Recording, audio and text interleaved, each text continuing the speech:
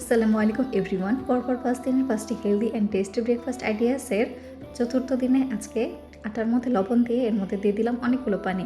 এরপর এটাকে ভালোভাবে গুলাতে গুলাতে চিতই পিঠার ব্যাটারের মতো একটা থিক ব্যাটার বানিয়ে নিয়ে ননস্টিক প্যান গরম করে এর মধ্যে 1 চামচ ব্যাটারটা দিয়ে ভালোভাবে ছড়িয়ে দিয়ে রুটি বানিয়ে নিলাম। দেখুন কতটা সফট হয়েছে।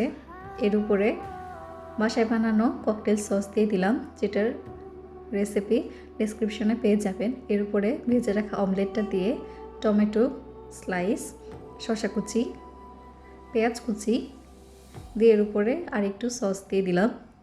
এর উপরে বিট লবণ ছড়িয়ে দিয়ে ভালোভাবে মুড়িয়ে একটা রোল বানিয়ে নিলাম। তো তৈরি হয়ে গেল আমাদের তেল ছাড়া হেলদি অ্যান্ড টেস্টি একটা রোল। Thank you.